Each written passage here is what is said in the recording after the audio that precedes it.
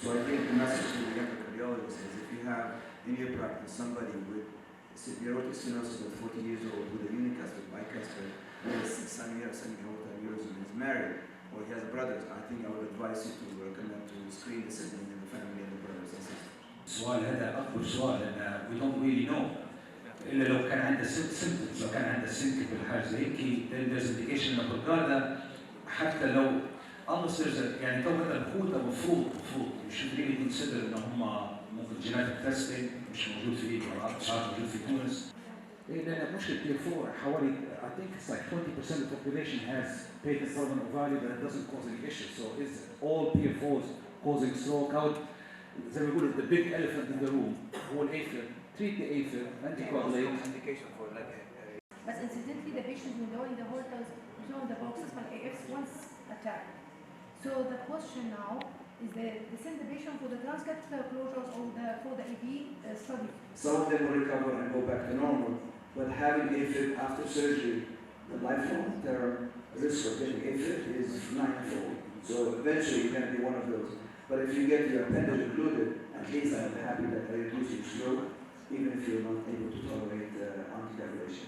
Yusuf Hadi Darrat. I'm an electrophysiologist practicing in the United States. Yes, so this is an annual meeting that's organized by the Libyan Cardiac Society.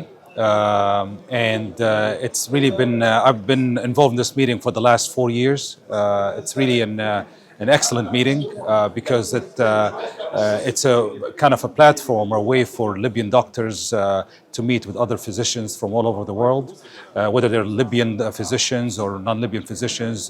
This year we've had multiple doctors from different countries from all over the world: United States, United Arab Emirates, Egypt, Tunisia. And so it's been a great experience. It's a good way to meet colleagues and establish and also be updated with the latest data and the latest technological updates in medicine.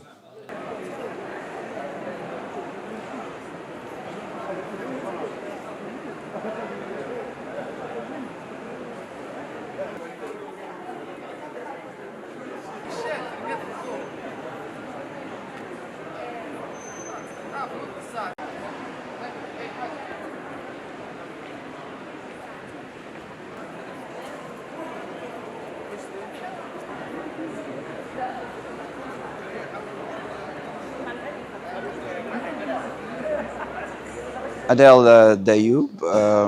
I'm from Libya. I'm currently practicing cardiac surgery in Canada.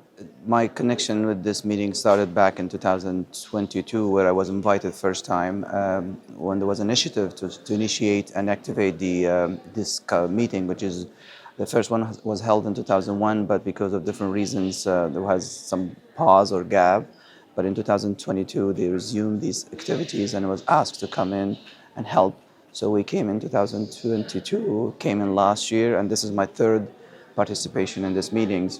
And I think there's a lot of colleagues from all over the world coming to help and try to present and try to do workshops and try to transfer the knowledge to our Libyan colleagues and try to help to improve the cardiovascular services. I think it's important because for us is that we'd like to raise the standard of care for our Libyan native patients.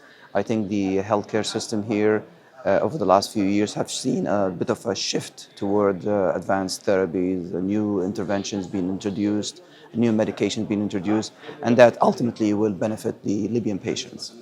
That was the main mission. I think I was very delighted and pleased to see what's going on around this meeting with a lot of engagement from younger generation, younger doctors. There's actually even a medical student, 50 and 40 years coming attending. That highlights the impact. I think this meeting has a tremendous impact in attracting younger, talented physicians and students to follow that path of being either a cardiologist or intervention cardiologist or a cardiac surgeon. And I see a lot of positives. It brings us all together. It narrows the gap between the people abroad and people locally. And I think hopefully this will also try to influence some of the logistics and decision making in the higher up in the government level and ministry level.